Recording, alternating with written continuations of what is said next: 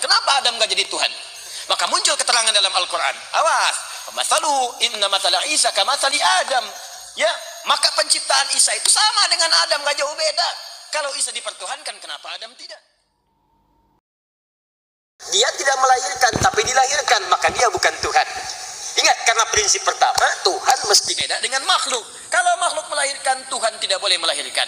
Kalau makhluk dilahirkan, Tuhan tidak boleh dilahirkan. Kalau makhluk berpasangan, Tuhan tidak boleh berpasangan.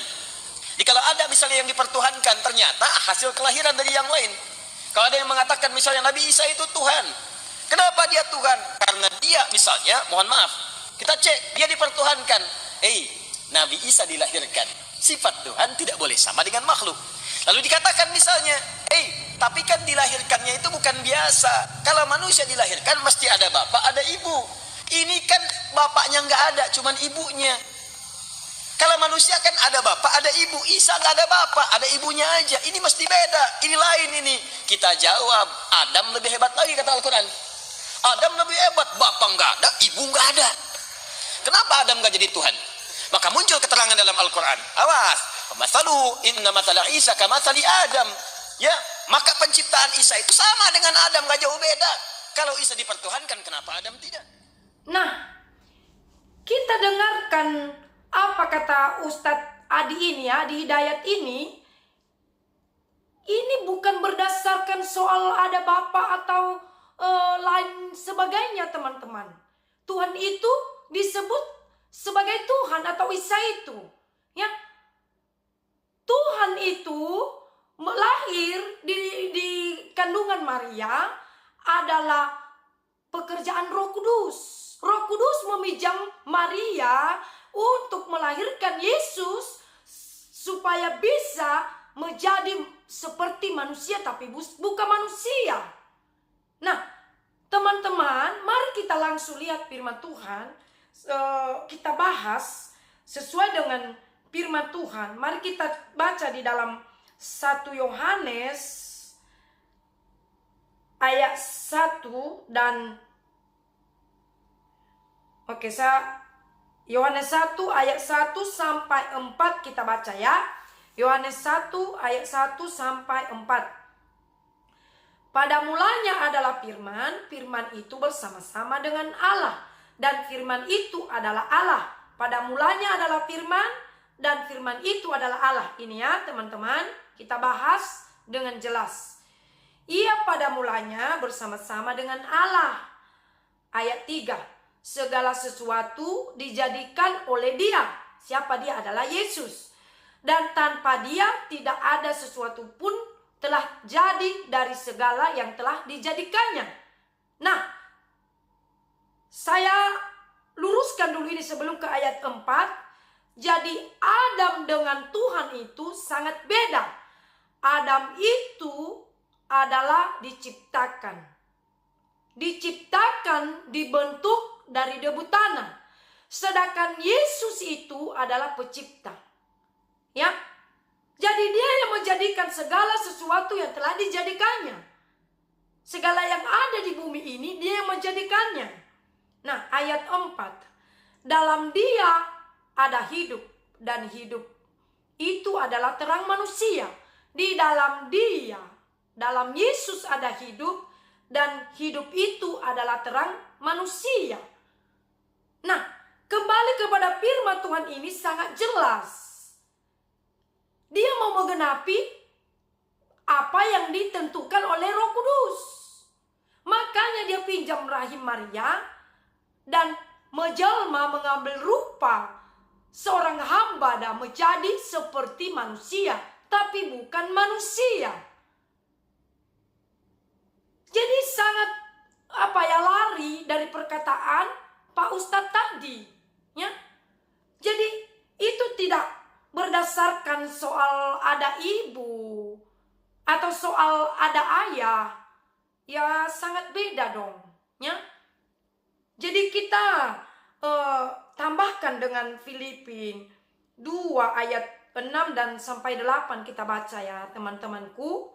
Kita baca dengan jelas.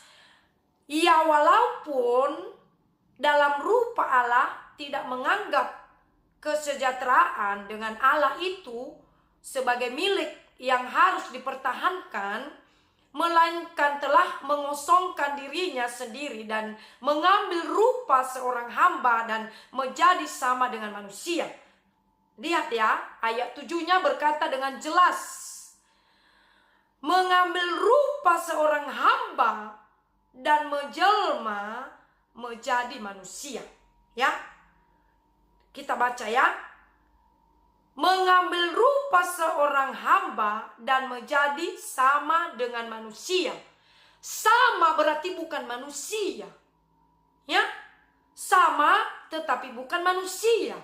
Ayat 8. Dan dalam keadaan sebagai manusia ia telah merendahkan dirinya dan taat sampai mati, bahkan sampai mati di kayu salib. Ya, merendahkan diri, bukan rendah diri ya, beda. Ya, bahkan sampai mati di kayu salib hanya satu tujuan, untuk menebus seluruh dosa-dosa manusia.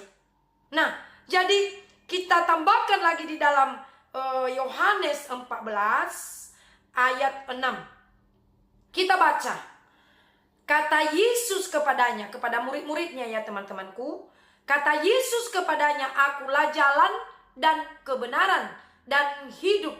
Tidak ada seorang pun yang datang kepada Bapa kalau tidak melalui aku, kata Yesus. Nah, jadi Yesus berkata kepada muridnya, akulah jalan dan akulah kebenaran.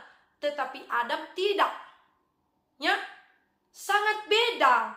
Jadi itu sangat tidak cocok lah menurut pribadi saya dan menurut saya ya.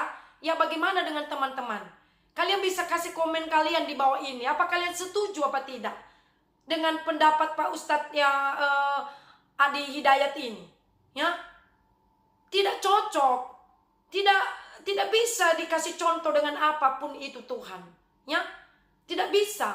Ya, sepintar apapun manusia itu tidak bisa ditandingin Tuhan. Ya, jadi tidak bisa. Jadi kalau dibandingkan Tuhan dengan Adam, waduh, sangat disayangkan teman-teman. Itu tidak masuk di akal sama sekali. Ya, sangat beda dong. Ya, kalau kita tanam tanaman, mana mungkin itu sama dengan kita. Ya, sedangkan kalau kita tanam sesuatu, kalau kita tidak tanam dia di situ, misalnya kita punya tanah, itu tidak ada dia, ya. Atau kita pelihara, ya sesuatu entah ayam gitu. Kalau kita tidak pelihara dia, kita tidak taruh di situ dia, tidak ada dia, ya. Jadi sangat beda dong, sama yang punya, sama yang mempunyai, ya. Jadi tolong jangan salah menjelaskan tentang Alkitab ya karena itu menurut saya tidak baik ya. Jadi inilah dia teman-teman, kita kembali saja kepada firman Tuhan dan kita percayai saja firman Tuhan. Tuhan Yesus memberkati. Dan teman-temanku, mari terus mendukung saya dan supaya saya semangat, supaya Tuhan juga bukakan rahasia-rahasia dari firman Tuhan yang sudah disediakan Tuhan. Dan saya minta dukungan doa dari teman-temanku semua. Tuhan Yesus memberkati. Salam sehat buat kita semuanya. Shalom.